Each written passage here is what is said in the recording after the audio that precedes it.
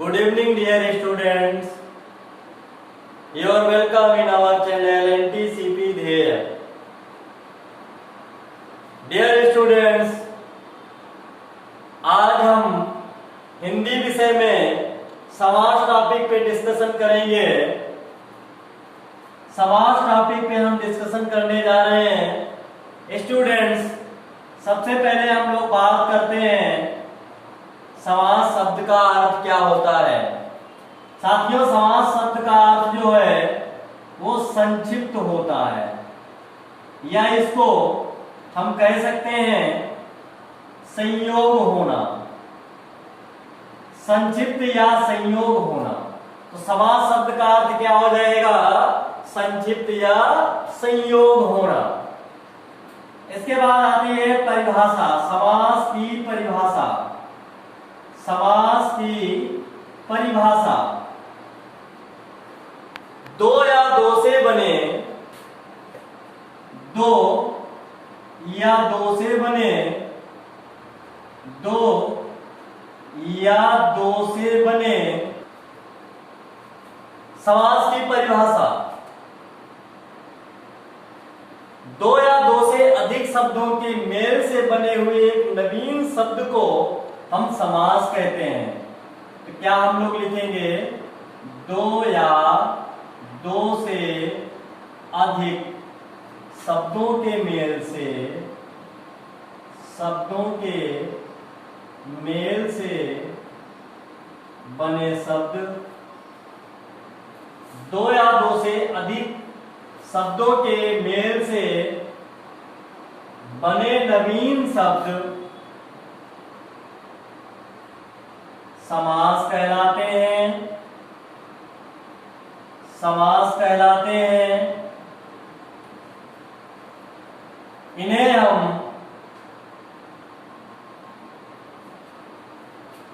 दो भागों में विभाजित करते हैं।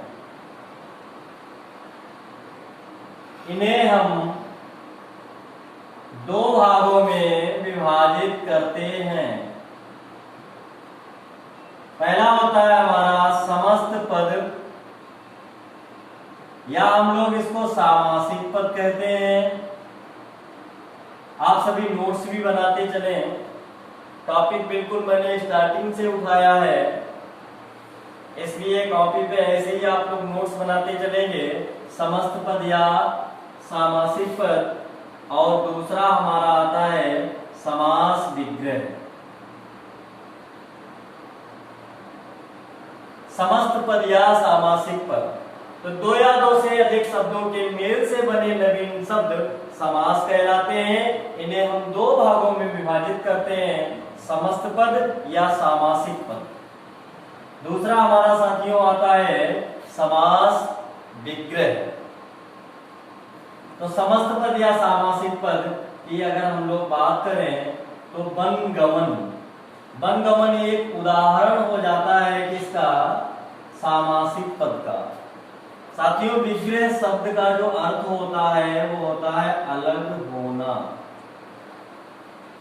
अलग होना। समास विग्रह अगर हम इसी का करते हैं तो हो जाता है वन को जाने वाला, वन को जाने वाला। अब इन समस्त पद या सामासिक पद को हम लोग टू पार्ट में डिवाइड करते हैं। पहला हमारा होता है पूर्व पद, दूसरा हमारा होता है उत्तर पद। इसको हम लोग पूर्व पद या उत्तर पद के नाम से जानते हैं। तो समास में क्या होता है? विग्रह होता है। एक क्वेश्चन हमसे यहाँ पे पूछा जाता है कि संधि में क्या होता है? विच्छेद होता है, और समास में क्या होता है? विग्रह होता है। जबकि विच्छेद और विग्रह दोनों का मतलब अलग होना होता है। दोनों का मतलब साथियों क्या होता है? अलग होना होता है। आगे हम लोग बात करते हैं, समास में हमेशा विग्रह होता है। अब बात हम लोग करते हैं समास के भेद। तो समास के भेद साथियों कितने होते हैं? 6 होते हैं। समास के 6 भेद होते हैं। इंडियन कॉन्स्टिट्यूशन में प्रेजेंट टाइम में फंडामेंटल राइट्स भी कितने हैं? 6 हैं। और हमारे यहाँ जो शास्त्रों की संख्या बताई गई है वो कितनी बताई गई है? 6 बताई गई है। 6 समास हो गए, 6 आपके समास हो जाते हैं, 6 आपके शास्त्र हो जाते हैं।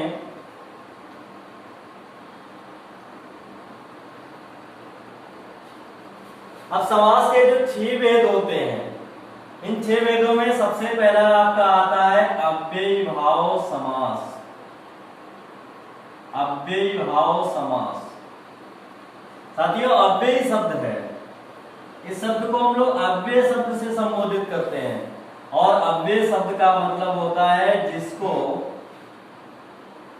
व्यय न किया जाए। अर्थात ऐसे शब्द आपके अव्यय शब्द कहलाते हैं जिनको हम व्यय न कर सके।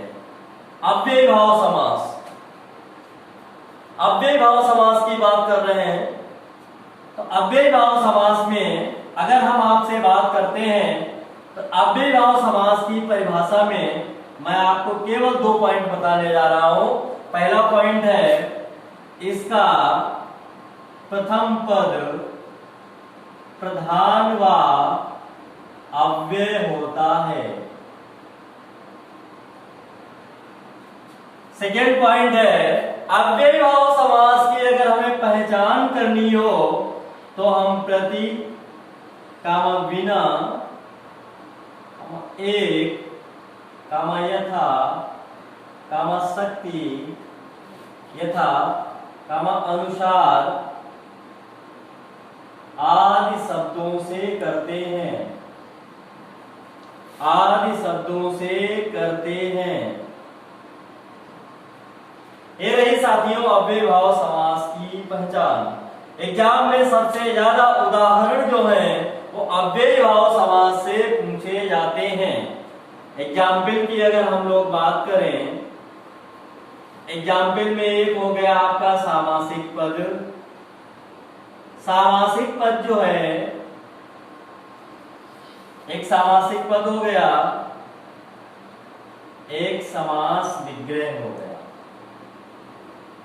अब अव्ययी भाव समास की बात करते हैं। एक शब्द आपका आता है साथियों यथा विधि में कौन सा समास है? तो यथा विधि में समास विग्रह क्या करेंगे? विधि के अनुसार। साथियों मैंने ऊपर आपको बताया था जिस समास में अनुसार आए यथा आए वो समास आपका कौन सा हो जाएगा? अव्ययी भाव समास हो जाएगा। अब बात कर रहा हूं यथा और अनुसार। तो मैंने आपको बताया यथा अनुसार से आपने पहचान लिया अव्ययी भाव समास। इसका दूसरा उदाहरण मैं आपको देना चाहता हूं, वो आपका हो सकता है निडर। अब निडर का हम लोग विग्रह करते हैं तो होता है बिना डर के। बिना डर के, बिना शब्द है, नी एक उपसर्ग हो गई, तो बिना है, प्रति है, एक है, इन शब्दों से हम लोग अव्ययी भाव समास की पहचान करते हैं। आगे बात करते हैं हम लोग अव्ययी भाव समास के कुछ और उदाहरण ऐसे हैं जिनको आप अच्छे से देख सकते हैं।